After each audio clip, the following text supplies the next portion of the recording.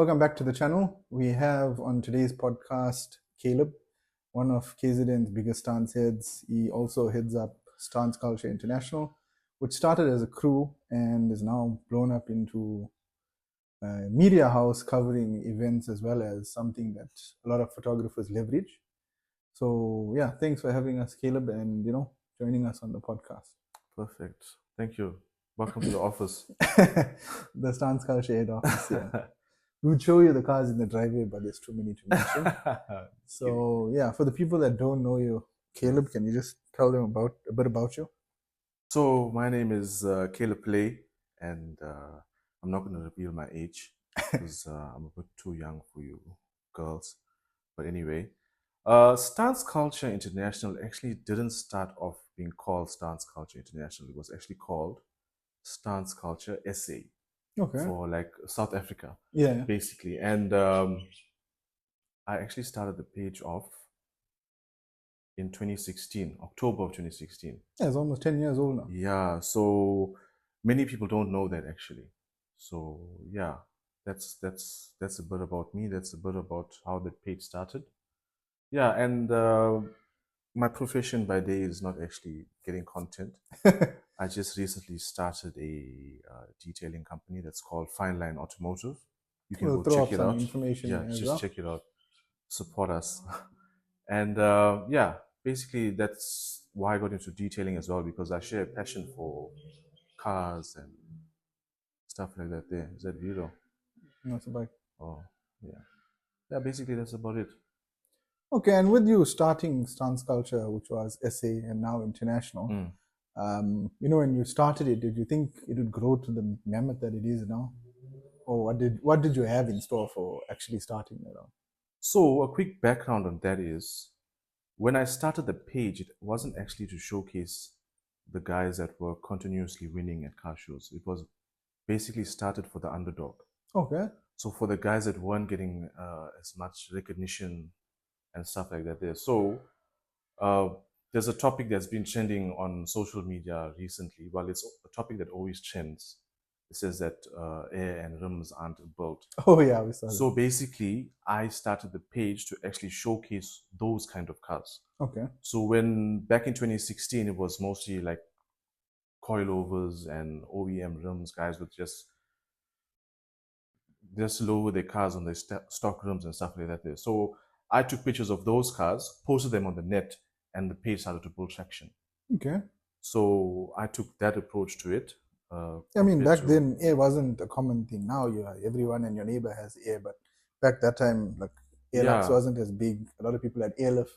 True, and like I think for me, the first car on air suspension that I ever saw was actually a guy named Ishan. Yeah. Low for sure. Yeah, I remember. He had the, I'm not sure if he still has that car. It's a bagged Mark 1, the old school, the Rabbit with the 2-liter 16. Yeah, the low for sure plates, I remember. That was actually the first car that I ever saw bagged, in all honesty, and that was in 2013. And then I think from 2016, it just got more popular. Okay. With more people understanding how to install and pricing and stuff. You are a reseller in KZN for air as well, all things air, components. Yeah, I actually was. I actually started that business with a late friend of mine. Okay. Tylen. And yes.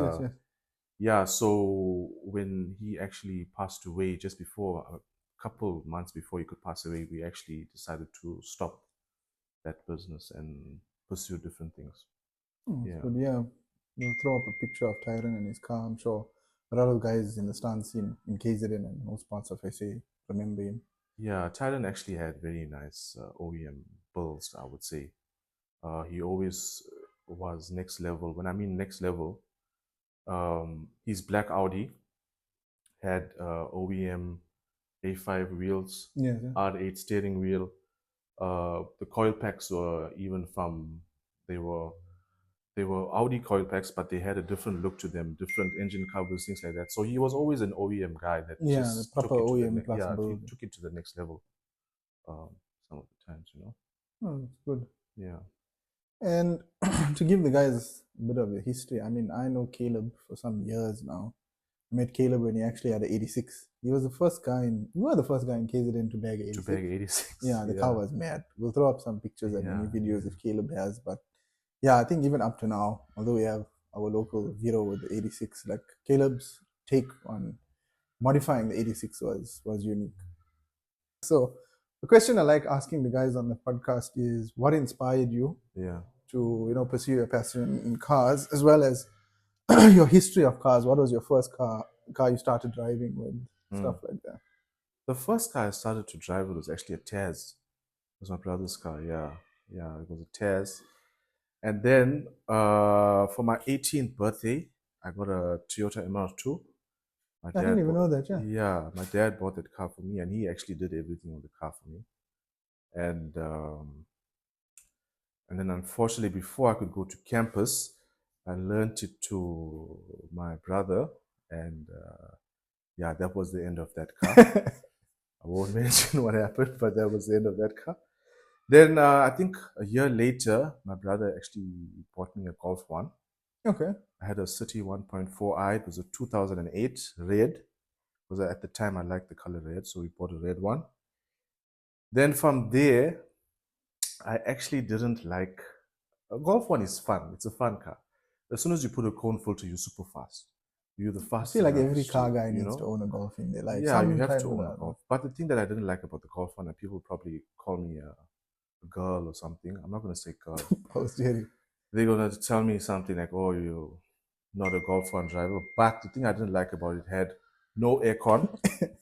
It had no power steering. And yeah, I just didn't like that it didn't have those two things. If the car had an aircon, I would have been fine.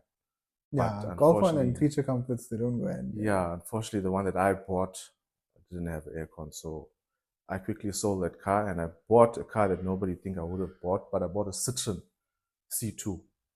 Yeah, I think I Yeah, remember you it was spoke a about Citroen C2, and yeah, it had the Citroen C2 I saw in an auction actually, and I bought it, and it had a sunroof, and that's what made me buy the car.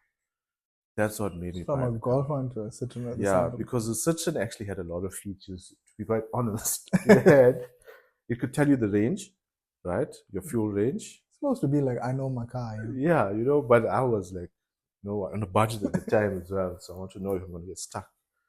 So it could tell you the fuel range. It had cruise control, electric mirrors, electric windows, power steering, aircon. It had everything, and I paid like 38,000 rand for that car. Sure. And it had less than 80,000 k's on the clock, so it was quite a steal for me.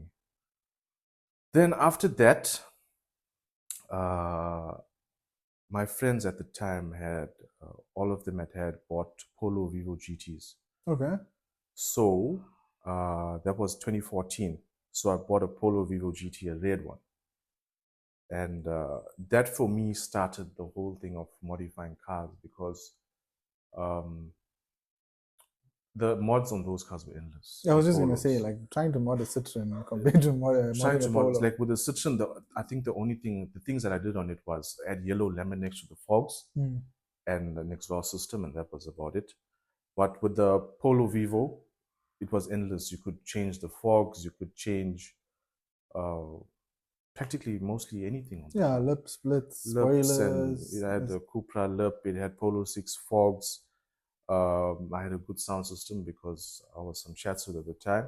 And it had a good sound system, and branching exhaust, BMC induction.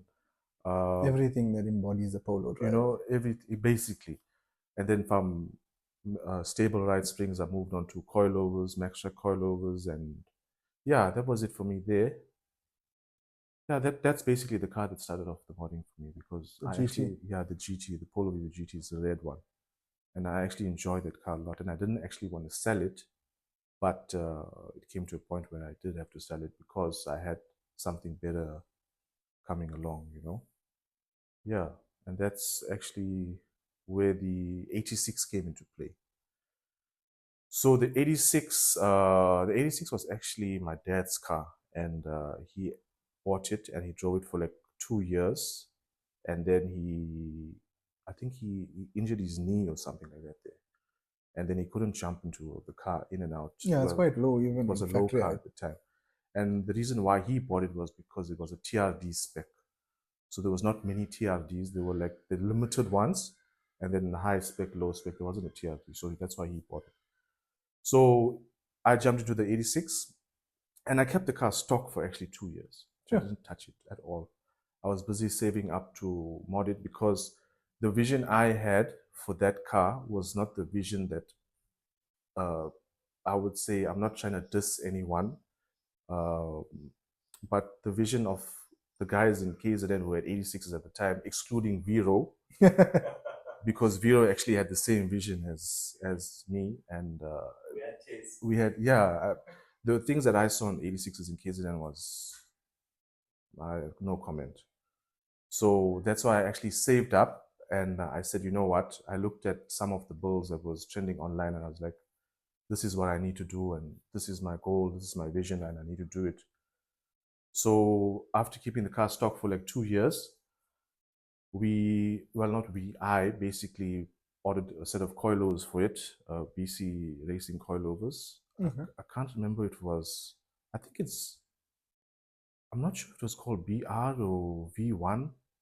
I think it's V1 or something like that there. That series of coilovers. Yeah. BR. So it's the BR one. Yeah. So I ordered the BR. And the thing, and I ordered a Rocket Bunny V2 wing for the car. Tail lights, I think it's called Valenti's. Valenti sequential tail lights, and Spec D sequential headlights. And then I think the hardest thing at the time in South Africa for the 86 was actually getting rims for the car. Yeah, the offset and the fitment. And not only that, even it was PCD. the PCD. The PCD was the worst thing ever. And then I was like so stuck on a wheel choice, and I didn't know what to do. And then a friend of mine, actually Adam Chetty, he told me that Spectrum can change the PCD of your rim. So I found a rim. It was a 5112, and we changed it to 5100. And 2017, November 2017, I was ready to. The car was done. That was what I did to it, and then coilovers in the wheel, coilovers, wheel, wing, tail lights, headlights. Upgraded the sound system as well there. I didn't do anything on the engine because of the flat 4. I mean, if you look at it, it might break. Yes, and then also that awful curse that the 86 come with. The bearing killer. The bearing killer. And unfortunately, I was victim to the bearing killer with a stock motor and low. I think I ran a bearing at like 48,000 Ks. So what were you doing when you ran the bearing? I was actually late for work, and I was passing the Spaghetti Junction at legal speeds. And the car just paused for a while. It dropped its rev, and then it picked up momentum again. So it was like, no, maybe like a fuel stop, something like that there. And then guilty, I went to the McDonald's drive-through in Amamzintoti, although I was late for work. And as I was driving out, I could hear a knock coming from the motor. Knocking on the door. And I remember I sent a voice note on the 86 group, and they were like, and it was so ironic because the previous week I actually put a sticker on the car saying knock free. You asked for it. And then I sent a voice note on the 86 group, and it was like, oh, welcome to the club. You now a member. Now you're an official 86 owner. Now you're an official 86 owner. And I was like, yo. Then the car went into Toyota, and then I was busy planning my next move for the car. And that was definitely going air suspension, because the height that I had the car at wasn't what I really... Where you wanted it. Yeah, I didn't really want it there. I wanted it to be a bit lower, look a bit meaner. I really wanted the bumper to be like millimeters off the floor while you're driving, because it looks mean. Yeah, it's hard to drive static, especially on the roads in SA. And then I couldn't get that look actually with coilovers, because I didn't want to modify my coilover. So a lot of guys were saying, you know what, cut the spring on the coilover. Now, to cut a spring on a BC coilover for me was like, no, what's the point of what's the point of paying so much for paying so much for a coilover and you're cutting the spring? I was like, no, I'm not going to do that. I'm just going to go air suspension and things like that. And the whole thing was, for me, I wanted to do full airlift on the car. So... And KZN at that point, I think there was very few guys that ran a full... Yeah. I think it was airlift 3P you had. I had 3P on the car, yeah. And the plan there was to go airlift struts and bags and airlift management. Mm-hmm. And the reason why the car didn't end up with airlift struts and bags is because the company or the guy that I went through buying it actually, I'm not sure how he quoted me, and then they wanted actually more for that system, and I said no, it's like, it's a bit much. So I did some research online while the car was still lying at Toyota. I did some research online and I saw that there's a company called Only Charge Dubs, OCD, yeah. OCD, and they sold a bag that's screwed over your coilover, and there was the guy that supplied it for South Africa was Stratton FS Projects. Mm-hmm. So I called him up. I said, "This is what I want."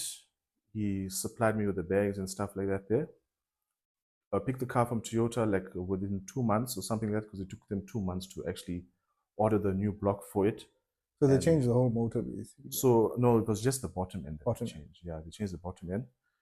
And once they did that, 2 months later, I left the car with Zubair, Load on Slow Customs, down, yeah. and we started the whole process of bagging Bagging, the okay. car. Yeah, so that actually didn't take a long time. That was in a week. But the first time that we aired the car out, I wasn't happy with how the back sat. So the back was actually sitting higher with air suspension than With coils with coils, and I was a bit disappointed about that because we had the adjustment fully like maxed yeah. out. And then the front of the car, um, the rim was rubbing the bag. Ish. The So clearance so and the the clear, fitment you have I to. had a major clearance issue, and the thing is with the 86, you can't run small wheels like with the J Yeah, and it's the a very off. You sporty can't, car. you You can't can't do run that. narrow wheels on it. It needs to be aggressive. It needs to look nice. It needs to look mean. So I went back to Strat, and he was like, "No, that's the only bag they supply." And I told him, I said, "You know what? Why don't you supply me with the same bags that you did for the rear?" And that's what he did. It worked out, but we still had the issue with the back. Mm-hmm. I took the car away from Zubair, and I said, "You know what? We can't leave this car at this height. We have to do something about it." And then from his end, he tried everything, and then it wasn't working out. And then I said, "You know what? I'll go back to the drawing board, and we can see what we can do." So I took the car away from him. I actually started to. It was actually it's a very comfy ride with OCD bags and stuff like that, paired up with a BC coilover. And then I told him, I remember I said to him, "You know what? When I drop the car for boot setup, we can see what we're going to do with the Improving the actual stance. improving the actual stance of the car, like mostly the rear." So went online again, did some research, found out there's a company called PBM, and they supply lower control arms that actually can lower your shock. Yeah, so it'll drop the whole So I shock. can't actually remember how much it lowers it by, but when I actually looked at it and I said, "You know what, dropping the shock this much will actually help with the stance of the car." Yeah. And then in order to buy those control arms, you had to buy trailing arms as well. So you had to pair up those two. So I did that. That came from the USA, and left the car with Zubair again. Got the car right. I was happy. I was excited. Got a new wheel on the car. Looked amazing. It was like, you know, it was a vision that I actually saw come to life. So for me, that was like something that I really felt proud of at the moment, because So you finally got the fitment you I wanted. finally got the fitment. I finally built a show car. The only thing that I actually didn't touch in the car was the interior, because for me, the interior was like, It's very clean. it's a I very mean, it's minimal, clean but interior. Yeah. it's got the sporty vibe. The It's seats got and stuff look Alcantara very and stuff nice. on Yeah, the it seat. looks very nice. So that's the only thing that I didn't touch on the car. But for me, that was what I felt was building a show car. And it's something that I always wanted to do, and I managed to do it. I mean, you did that in what year now? That was 2017 till 2019. Yeah, that's a long time ago to be on Yeah. A, especially on 86. Yeah, and to go the whole airlift route and stuff was actually quite exciting. So I enjoyed that build. Unfortunately, it came to a sad end in 2020. Into COVID, the car caught the virus, and the virus came from the dealership with the whole valve spring recall, and the car never ran right. The car engine light was on all the time. It was like the 25th of December continuously in that car. And So like you see all those videos on Instagram now with the cars driving around with the Christmas lights. That was my dashboard on the 86.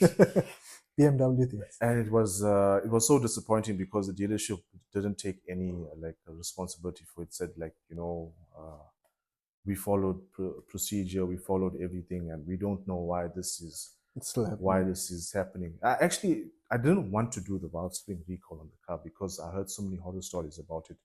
And the reason why I took the car back to Toyota was because I actually told them to bleed the brakes. So I actually changed the braking system on the car. Okay. I went to a WRX braking system, and I told him to bleed the brakes on the car. They actually didn't tighten one of the holes on it, and it started to leak brake fluid. And that's when they said, no, in order to keep your warranty on the car, you need to do the valve spring recall. And that was the end of it. That was the COVID on the car. Fortunately, we had to put it to rest. And yeah, and then after that, I had an M235i. Yes, yes, yes. Didn't do anything to that car because, you know, BMW is always so sticky. So I ended up selling both the cars, ended up in a Mark V Supra. From the Mark V Supra, sold that to start something with obviously my late friend, and then went back to. So the thing is, why I went back to a VW Polo Vivo GT was because there was also I always wanted to have that kind of car on air suspension, and got that car on air suspension. Did things that I wanted to do on black car that I didn't do on the red car. So I managed to get a sunroof in. So you fitted a sunroof. You didn't buy it with a roof. No, I didn't buy the roof. I fitted the sunroof in at Robesto and, you know, did things that I didn't really get to do on the red car. Then ended up selling that car and then ended up with the Golf 7 GTI, Yeah, the black one. the black Golf 7 GTI. So I started to fall in love with black cars after the black Vivo. And yeah, that's why I bought the Golf 7 GTI. And uh, the goal and the vision with that car, I didn't really want to do much. After doing the 86, I actually didn't really want to do much to cars because for me it was something that I achieved and accomplished, and I didn't want to do another one. Yeah, I mean, to start a Because whole to start off a full whole build, build yeah. again, I will do it again in the future. But for me at the time, I was like, no, I'm not going to do that again because it was not only was it like so much of time, effort, research, but it was actually heartbreaking when I had to sell it. Yeah, when you actually have to part When ways you have with to the car. part ways with something that I had that car for like 7 years, you know, and it was a part of me. So that's why I jumped into the Golf 7 GTI, did the normal things, air suspension, ended up buying my first OEM wheel, Yeah. the rotiforms, and yeah, basically the small aesthetics to it: club sport boot spoiler, TCR, side skirts, added a lip. Yeah, that was basically it. Nice OEM plus. Yeah, nice OEM plus. Oh, actually, the Golf 7 GTI was the first car that I ever did like engine mods to, Okay. and downpipe intake JB4. I went that route, and KTM Auto actually tuned that car for me. Nathaniel actually helped me with that car a lot. He actually bagged the car for me, Nathaniel. Bodyline. He bagged the car for me. He did a lot of mechanical work on it as well. Um, KTM Auto tuned it, obviously. And then, yeah, that was it. And then uh, I ended up selling the Golf 7 um, because I later I became a dad recently, like for a year now. And I had to get a family car, so I didn't want to have a Golf Yeah, 7 car seats small. and Golf 7s, it's not an It everyday doesn't go. It easy doesn't thing. go. Especially with the Pram, it doesn't go. So ended up buying like an Audi A5 Sportback TDI. Best. That car actually makes me not miss any of the cars that I own because Diesel power. it's got enough torque. It's so light on gas. Takes you A to B. I mean, not having a completely modified or bag car and stuff. You can do mileage on air, but I mean, you got so much of peace of mind jumping in the car. You can Yeah. go to Joburg or Cape Town if you want to be fun. Yeah, so the black Polo Vivo that I had, I actually used to drive to PMB every day for like 3 months Okay, for and work. Yeah. on air, and the car never gave me an issue, and Titan bagged that car for me. and the Golf 7 as well. I never had an issue on the air side, and I use the car daily. So, but yes, it is a peace of mind thing that, where you, like, if you hear this noise, it's not something that's falling out of the car or you're about to fall on the road or anything like Bags, that. bars, lines, cut, pressure going down. So, yeah, that was it for me. And then I've been a stock boy for like a year now. I'm enjoying I it. can see you got like the itch. Yeah, I've got the itch, but I don't want to touch anything right now. I need to touch other things. So I don't want to touch on that right now. But yeah, that's basically it. That's the whole car story, like, or how I started modifying cars and stuff like that. Thanks for going through your actual car history and what inspired you. Mm. Before we move to the stance culture side of who you are, if money wasn't an option, if accessing a car was an option, what would be your top 3 cars that you choose to have in your garage? If money wasn't the problem, what would be your top 3 cars? That garage is too small. 3 is too small. Top 3, I would say on the older side.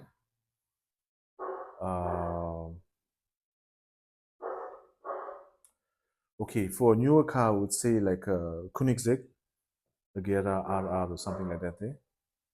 For like kartings. Yeah, and then I wouldn't go with like Bugatti so much, although it's like most fanboy. Yeah, you know what I'm saying. I like the Gera. It's a nice car. It's raw power. It will put you 6 feet under at times. That is quite a nice car. And then second would be probably an SF90, Ferrari SF90. And then that's just the everyday going to the office. Yeah, that's just the everyday car.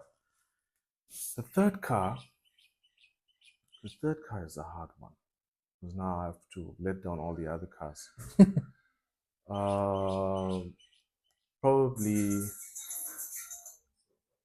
Probably an SVJ. Okay. I think, going off the top of my head, Aventador SVJ. So yeah, now moving on to your Stance Culture International side.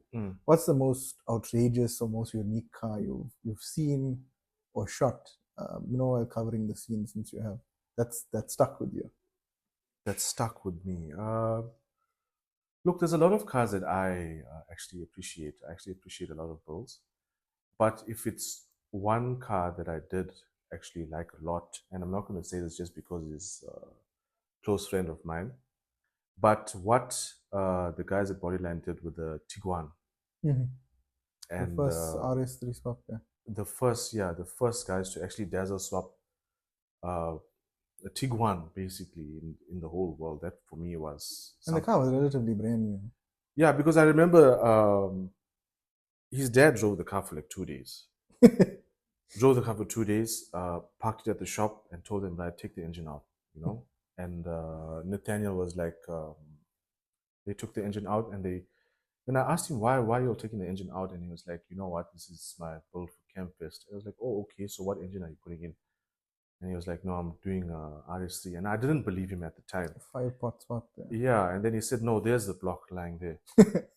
And then when I saw the block itself, and then I was like, okay, this is going to be interesting. And then he didn't end up using that block. He just used a complete engine. Yeah. So that for me was like, that was a really unique build for me because it got a lot of recognition as well. And I actually saw that build happen in front of my eyes. I'm not saying like I picked up a spanner and turned anything to tighten it or anything, but whenever you had any progress on the car, you would like tell me, you know what, come check it out. So that car for me was really unique because everything on the car works. There's no engine lights, there's no stalling or failing of components. You can go now and start it up, it will start at one shot. For me, that was quite a unique build because no one was doing that at the time. No one in SA, since there's aside from him that we know.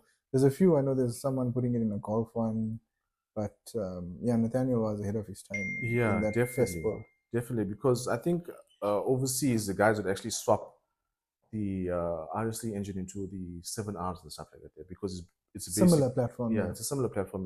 It's an easy swap.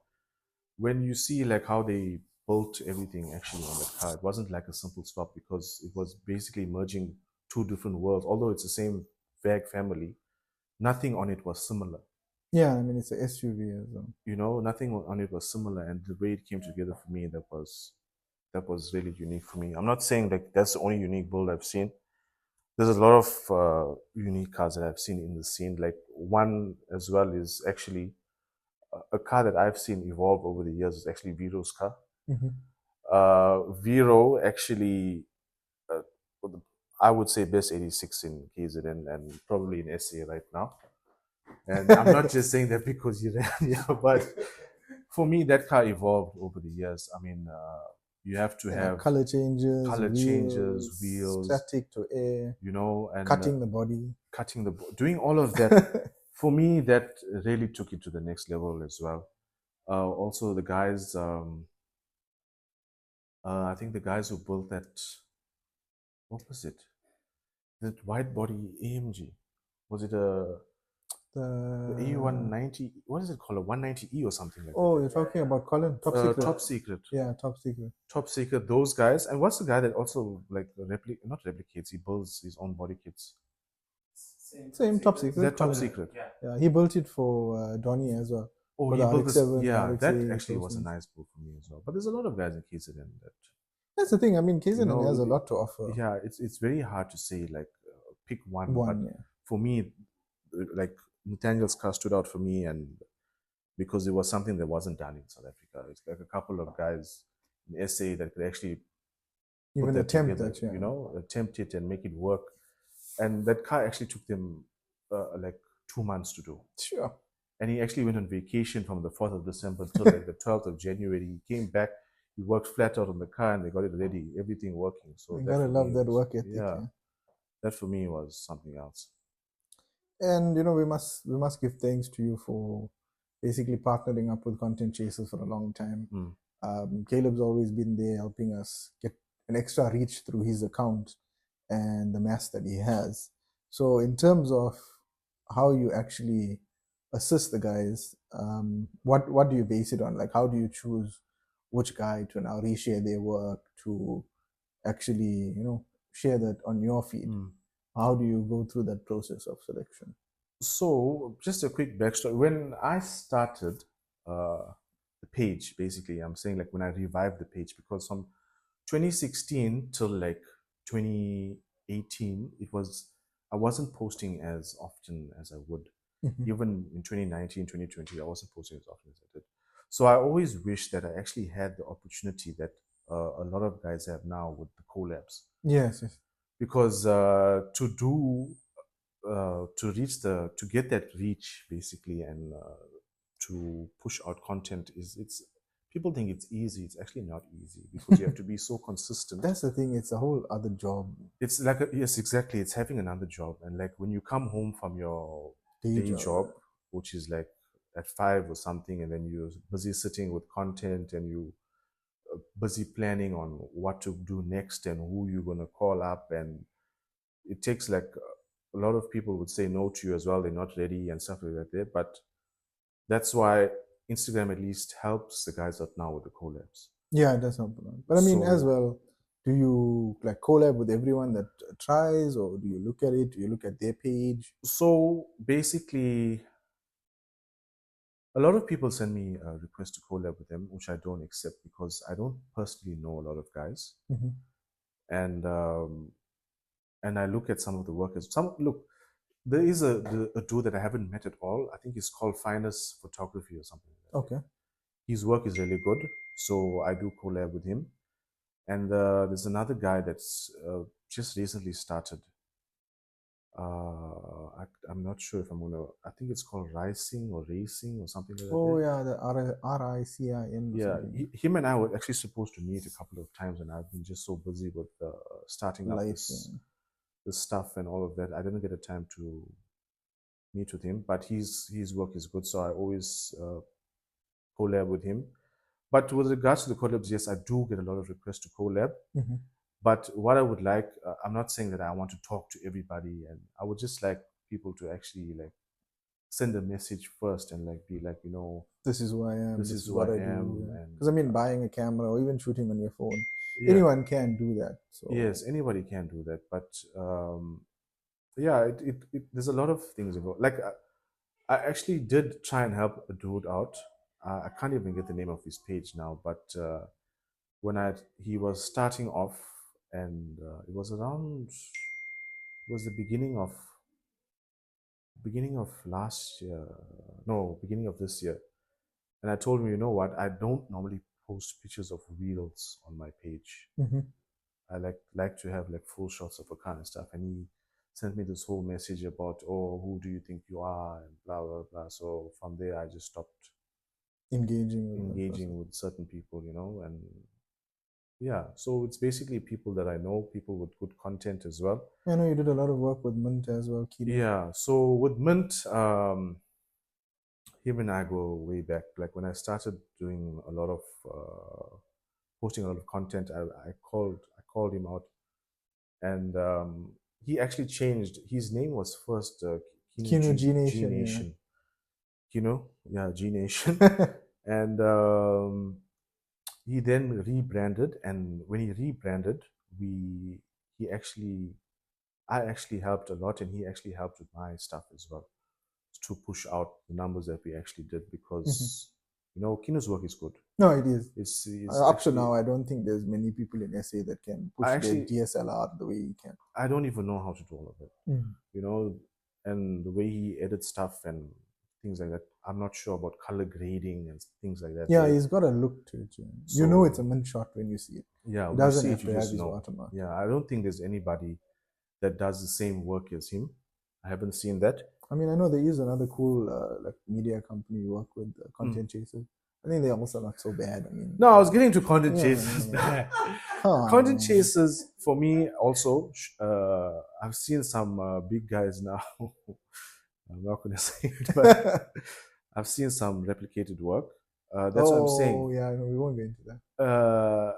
They are making a lot of headway into the game, and they do shoot a lot of good work. I mean, you guys do cover a lot of big events, Hey, we try to be and everywhere. it's you guys work as well is quality. That is why I always accept it, and then it's also you guys are pretty humble as well at the same time. So for me, like working with content chasers and working with Mint, doing work with Finest Photography, I think also it's Lone Boy, Yeah, Kyron. and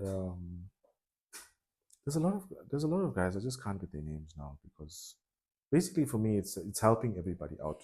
It's the help that I didn't get, I like to give out. Yeah, I mean, that's the thing. Like, a lot of guys have a good reach, and then they like, what, shout out these $500, reshares, Yeah. 1,000, and I'll put you on my story, things like that, and they leverage it as a career. I mean, there's nothing wrong with it, but like Caleb's never ever going to be. I haven't experienced it so far. Where like I send something to Caleb and he's like, no, I'm not feeling it now, or I'm just gonna share it or something like that. He always tries to reshare whatever he can. Yeah. Like, yeah, even with there's Nicholas CP and Soft, they also do quite good work. Yeah. So I also collab with them a lot. Day. So yeah, it's not like I would never say no to anybody. It's just that I would like to actually some of the guys to talk and say like, what's up, how you this that, get to I know think the like a lot of people. people in the scene and in the game, we could say, like a lot of guys had bad experiences. Yeah. You know, we have all had our fair share, Mm. and it's caused people to like distance. But that's why like myself and Viro, we started this whole thing where it's not Yeah. just cinematics. It's not just going for the show. We like to showcase the people that we know, because Yeah. that's the people we know. But we've gone to other places. Like we've had Chip on the podcast as well, and like he's a very humble dude. So we're trying to showcase, the people in SA, what SA has to offer, and like the actual person behind it. I don't think like this. Maybe they are. Well, I think no. I'm not going to say that, because there are some arrogant guys out there. No, definitely, yeah. But a lot of guys that we interact with are actually kind of humble, and they're always willing to say that they're willing to help as well. Yeah, I mean, you can be doing something for the longest time, and someone might just have a different view to you, and it's something that you could use. Definitely. So yeah, we always can learn from one another. Definitely, yeah. And well, I also interact with Caleb aside from the photography and stuff. Yeah. We often get selected to judge shows. I think I've Mm. judged probably like 6 or 8 shows with Yeah. Caleb since. And judging is, it's a very unique thing to do. Yeah. I mean, everyone wants to do it, but then you get to sit in the sun and get roasted. Like we had Dub Drive recently. Yeah. It's the second Dub Drive that we judged, and we got roasted. Like, I actually didn't get roasted. I don't yeah, know. man left early Yeah. to some prior commitments, but he did show Yeah. up, and we I had showed some up for things the there. drive, and I left early. Yeah, so if you had to do a show for yourself, like call it what you wanted, what would that show be? Who would you have judging? Like we've had SEMA recently. We look at things like Gravity Show that Chip goes for and places. Like for you in KZN, what do you think would be an ideal show to have? What kind of type of cars would they be? And who you think would make good judges and stuff? I mean, you don't have to be biased because we don't include us. No, I don't want to be judges. Yeah, just in general, what would that look like? Definitely Footage UK. It would look like Footage UK, definitely any day of the week. That's something that I always wanted to do, actually. And for me, that show it's class all around. Like SEMA is big, but it's showcasing showcasing a lot of shops and stuff. it's showcasing a lot of bulls and brands and things like that. It's a commercial type of thing. Basically, yeah. So for me, it would be Footage UK. I would do something like that. And the judges that I would have is the judges that I have next to me all the time, because the guys are honest. There's no favoritism. There's no like, oh no, he's somebody I know and we need to do this and things. Because I've actually seen we're not the judges that are going I've to be actually holding the limbo pole when the people we don't like are entering, and when our friends come there, we're not giving false numbers. We run a crew. I run a crew as well with a few guys, and if one of our crew members' cars enter, I step away, and the rest of the judges will judge that car. I won't give input to the judges or anything like that. We just like to be fair. Yeah, and everyone needs to know that. Yeah. It's the right thing to do as well. When a friend enters, not because you're going to be like biased or anything, but step away from the whole thing. In fact, because of whatever you say is going to influence the judgment. Definitely. And what we've been for me, I stopped entering car shows back in 2018. And every time that I took a car after 2018 was just for a park off. I never entered a car show again, for the reason that there are some. I'm going to be honest and say there are. Yeah, no, that's the whole point. There are guys. There are car guys that host shows that show a lot of favoritism, and their judging is based on who they know, who enters the shows, who's their friend, and sometimes it even comes down to the point of how much did their friend sponsor for the show. And, I'm gonna give you the trophies. Make sure you give me one too. And for me, that's it's an unfair thing. So that's why I say if I do have to host a show, and I would really like all the guys that I judge with now to be a part of that. So namely, who are those guys? It's Keenan, it's Vito, Sheldon from Moody's Garage, Alvino, Renesh as well. Mr. Dub Drive. Yeah, and the thing is, when I used to enter cars and car shows, the guys used to just come out, and you would want to engage and interact with the person that's coming to judge your car, because you need to know what was done on the car in order to mark it and say like, okay, yeah, I mean, we can see all the small touches, but like listening about it, maybe the guy actually did it themselves. All of these things factor into it. So when we go out to judge the guys that I just mentioned, we actually interact with the owners. And that is why sometimes it actually takes us a long time to actually judge a car show, because we want to know. We want to know, like. That's actually why we always run late. Exactly. Judging closes at 5, but we actually stop at 6 or 6:30 or something like that. But I mean, even like the last Dub Drive, not this recent one, the one at Belito. Remember, we ended at Belito, and we actually ended up creating categories. Yes. Because of the people we engaged with, the stories we heard, like. That's the whole thing about the car community. Showing appreciation for the guys. Yeah, I mean, we need to bring up the next set of people that are going to be doing this. Not necessarily only guys. There's Best Female now that's around almost every show. Yeah, Best Female. Those things encouraging, more and more participants. Like we had a guy that told us he was building his Polo. I don't know if you remember that. And his father passed away due to cancer or something like that. Yes. And then we actually like looking at all the winners we had, we tallied up because we tried to give everyone a trophy, like specific to what they entered and stuff. Yeah. So we created, I think, best up and comer, best newcomer. Best newcomer. Yeah, best newcomer. and like that would have made such a difference because we spoke to him even after that, and he was like, he hasn't entered much shows, but after this, engaging with everyone, the feel of the show, he'll definitely be back again. And I think that's also a lot of what's it about? It's actually, that's what I'm saying. Engaging with the guys who build the cars, the owners, is very important in actually marking and doing scores and judging at a car show. If you're just gonna say that you're the judge of the show and just walk past the car and say, okay, cool, nice film, bye. Yeah, and you spend a lot on the wheel, you spend a lot on the air. Yeah, it doesn't really look like. I've seen some cars being judged, and I can't explain why the judges do it. And I won't even mention one happened recently, but that was kind of weird for me. I mean, after every show, well, most shows, you see some uproar on Facebook. We haven't had all too much. We've had a few people here and there that it was didn't one like our deciding. It was one person who actually complained about our judging, and that was because we actually took long. But or something about we didn't see a form or something like that. Oh, okay, yeah. That was about it. Oh, I remember that one. Yeah, that was because it was raining. Yeah, and the guy was actually... No one was by the car, and the car was locked, and the form wasn't displayed. So, I mean, it was a show where the park-off and the show cars were all parked together. Yeah. So we aren't going to know now. So that's why the other guys stood by the car, the other girls as well stood by the car if their car was part of the show. Yeah, so basically that's what it is. I would have the same crew that's always with me, And like, I mean, everyone shares different opinions on what to do to their car and how to modify it, basically, on their view. Over the time, you've attended shows, covered stuff, had meets and stuff like that. What's something that might have been a bit funny to you, or something that was a bit weird, a modification that someone's done that stuck with you as well? Something that you didn't think of doing that? I think one guy added a tap in his car for something. What do you mean? Was it water like or a plastic dash tap? Or alcohol? Yeah. No, it wasn't even like a bar setup and stuff like that there. Is this that van with the fish tank and the pool table? No, this was it was a Toyota Corolla, I think. Yeah. Was it the GLI shape, the 93? I think you had that. The twin cam shape. Yeah. Guy had a tap in the boot, and I was like, "What's going on here?" And I asked him about it. He says, maybe it was from Berlin, water shortages and everything. He was like, "No, I just want to be different." So I was like, "Okay." Shout out to the guy with the tap. Shout out to the guy with the tap in the boot. That was something I never saw before.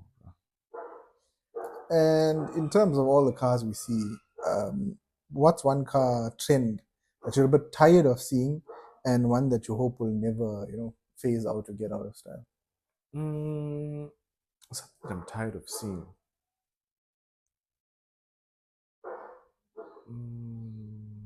I can't really place anything I'm tired of seeing because...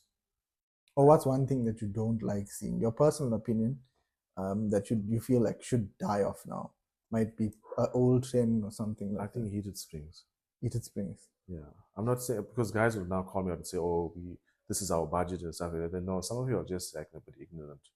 Yeah, I mean, like back then there wasn't much options. Yeah. Coilovers was very expensive back then, so heated springs and cut springs was like your go-to. I'm not gonna lie, heated springs were fun at one point. Yeah, but I mean now there's so many options, affordable options. Yeah, you've got what's that, sleeve overs as well. Yeah, that's very reasonable. I mean, not only is it sometimes it can be not safe as well.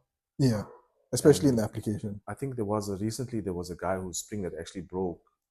And he met in an accident after it being heated. And then when they showed the actual spring and how it was crazy. That's why I say I'm not calling out anyone. If you got heated springs, fine, cool.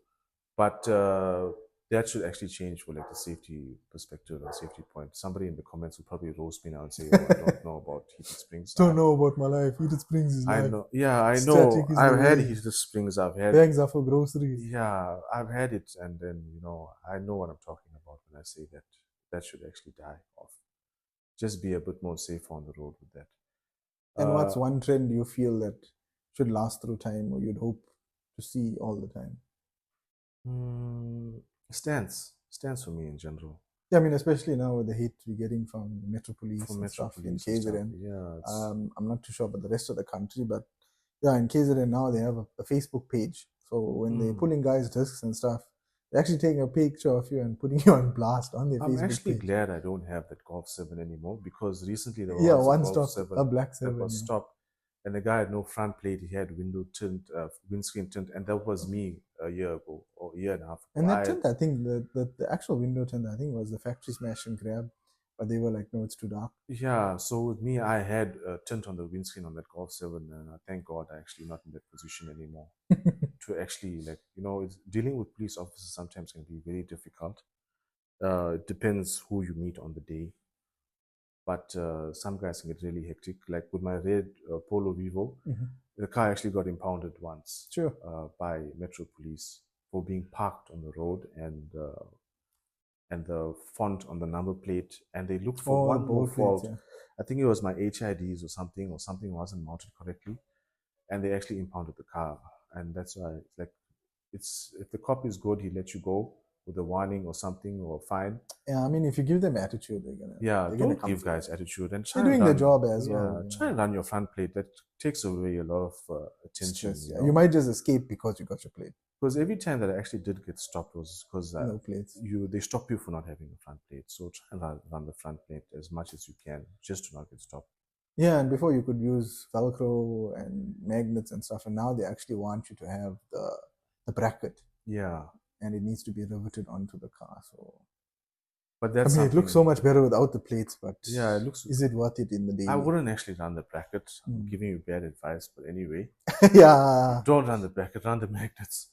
So what you can also do, a lot of the guys are doing is they're cutting the bracket out, and what they're doing is they're leaving the pop rivets on the number plate, and they're putting a magnet on the actual holder. Okay. So you quick release the holder basically. Makes sense. Makes sense. In terms of you as an individual and stance culture, if you could collaborate with any brand or influencer or anything in the industry, who would you choose and why? In the industry, like here or anywhere. Content chasers, definitely. No, I think there is a couple of guys that I know you asked for one, but yeah, no, whatever you. I think one of them would be Adam LZ. If I had to collaborate with somebody, because drifting is something that I'd like to learn as well. Not only drifting, like proper balancing of a car. Yeah, not everyone can spin in a parking lot, the normal thing. Yeah, and he has really balanced builds as well. Like yeah, he's come a long way. Yeah, his Evo and stuff like that. They're quite balanced car. Tommy Effia. I'm not sure if you heard of Tommy Effia. Tommy Effia builds the craziest GTRs out there.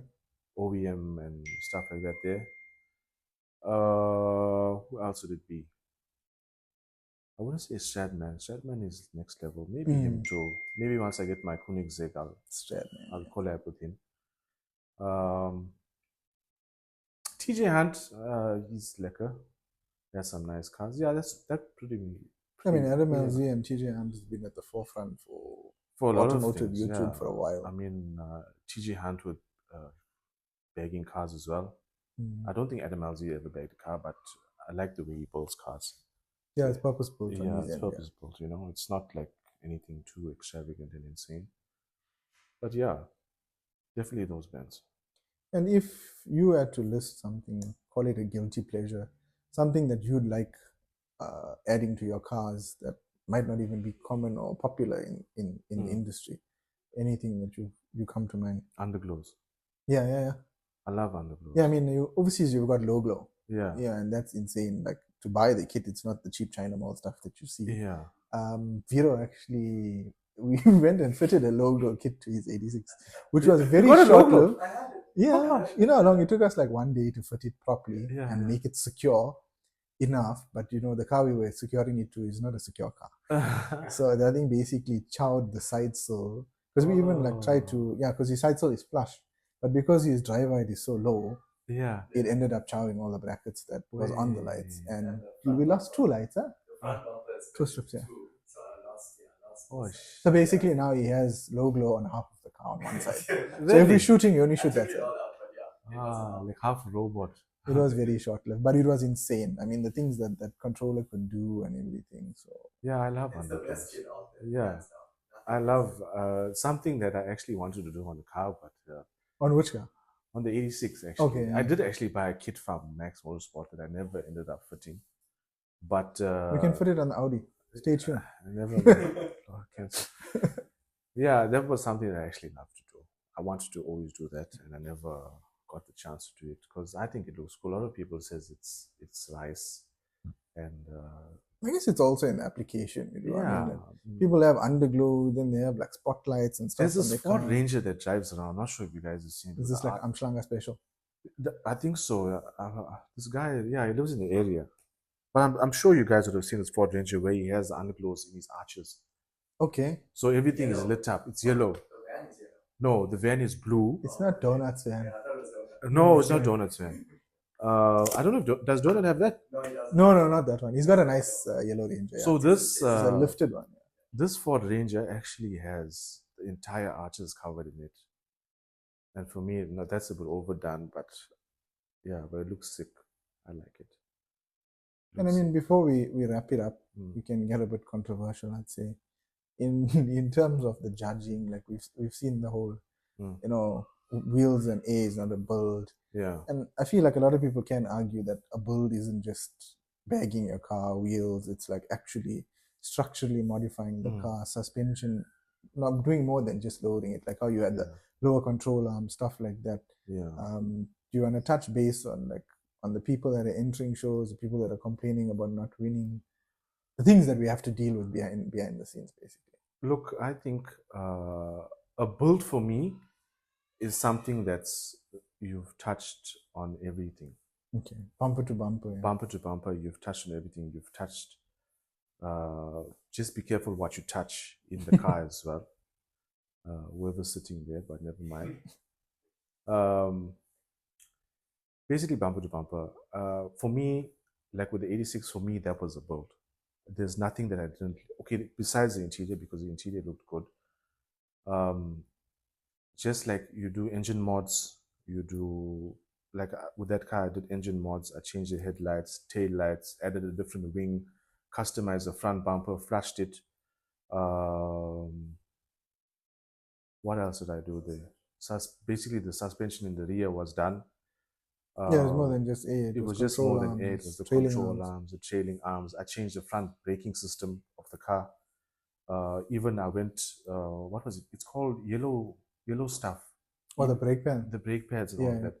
I changed all of that on the car. For me, that was a build. I built, basically that was, and it had a boot setup with hardlines and stuff.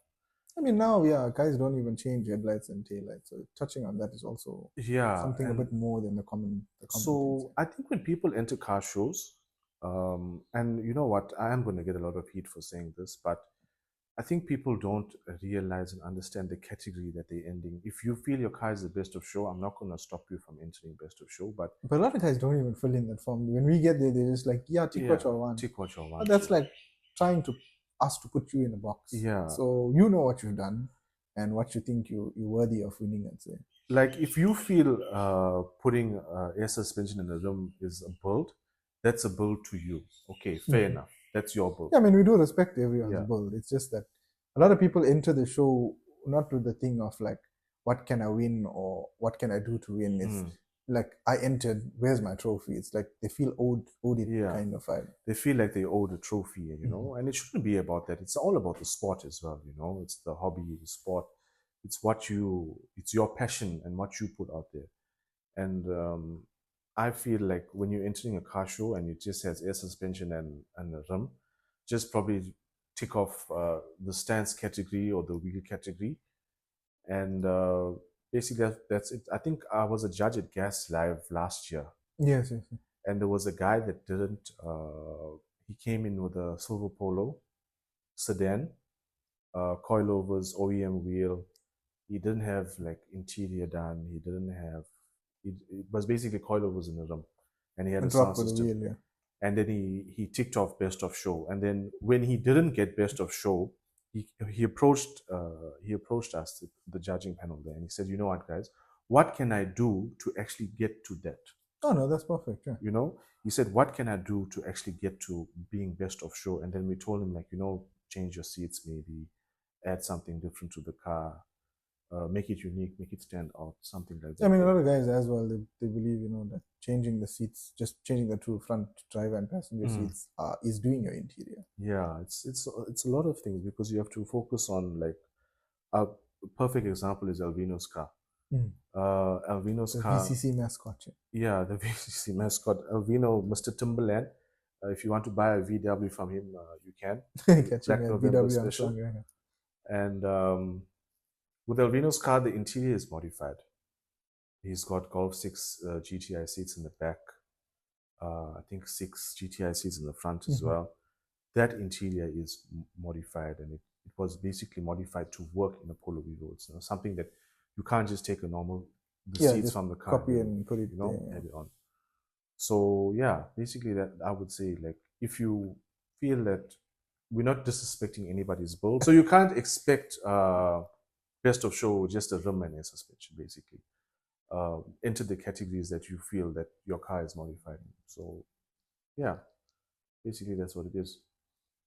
Yeah, that's cool. And before you leave us, what would be a few words of advice or inspiration to someone that now wants to enter the scene, who's been looking at the scene from the outside, and seeing all the toxicity within the scene? I mean, people posting pictures of their cars with captions to trigger other people on with similar cars and similar builds. Like, there's a lot of nonsense that goes on. But like, what would you tell them to motivate them to join the scene? Look, nobody's gonna. If you have something that's good, nobody's gonna like you. To be quite honest, the people that will probably like you the most is your family, or love you the most is your family. Sometimes it may not even be your friends. The photographers would love you a lot, the videographers, not because of your car looking the best, but coverage is coverage. Coverage is coverage, be humble in the car scene, because the car scene can humble you as well. Changes a lot of people as well. It does change a lot of people. Your head can get very big in it, and you can crash in it as well. Don't always chase that clout. Yeah, don't chase that. Don't chase the clout. I'm not saying, don't make your car stand out. If whatever you have on your car is whatever you have on your car, don't try and put yourself into debt to try and make it better as well. Because I know a lot of guys that actually get into debt because of trying to level up and be on top. So work at your own pace, do what you have to do to get there, but be humble in the car scene. There is a lot of arrogance in the car scene because people feel like, yeah, I'm the best, and it's this and it's that. And then you get the people that work a normal 9 to 5, and they go into debt. And I've seen it happen a lot. People go into a lot of debt just to be on top with the guys that actually have gone ahead, Be humble. And yeah, you'll make it to the top. I mean, Trump wasn't a humble guy, but he's at the top. But yeah, that's a whole different ball game. So just be humble and go at your pace. You don't need to get yourself into huge amounts of debt and fight with people. If people say your stuff doesn't look good, hey, your opinion. Each to their own. Your opinion, So just be humble, work at your own pace, build at your own pace. There's no need to fight and have arguments with people on social media about your car. And if somebody says something about you, don't give them the pleasure of actually getting to you. Just let it be, let it slide. That's what I did. A lot of people in the car scene used to throw hate at me when I used to enter car shows. I mean, you probably can't even count the friends you've lost. I've lost a lot of friends over the years with the car scene and the car shows and things like that there, because I didn't pay attention to any of the hate. I just moved forward and I moved on. And that's the best thing you can do. So don't let the hate get to you. Don't fight on social media about car shows. Once you get pulled into that spiral as well, it's such a, sometimes you can say things that you don't even really mean, and then when you look back at it, you're like, oh my god, a lot of people just viewed this post that I just posted because I was so upset. It doesn't really represent you. Yeah, it's not who you are as well at the end of the day. Just be humble and just move, that's about it. Perfect. Yeah. I'd like to say thanks to Caleb again for joining us on the podcast. Nice, and you'll see him a lot on the channel from the shows, shoots, and everything we do. But yeah, thanks for having us. Thanks, brother. Appreciate it. Stay tuned for the next one. See you soon. Like, share, comment, and subscribe.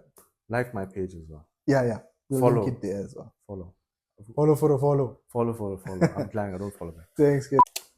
How do you make the thing, the text itself bigger? You know, iPhone things. I don't know. Yeah, I can't even do it. Yeah.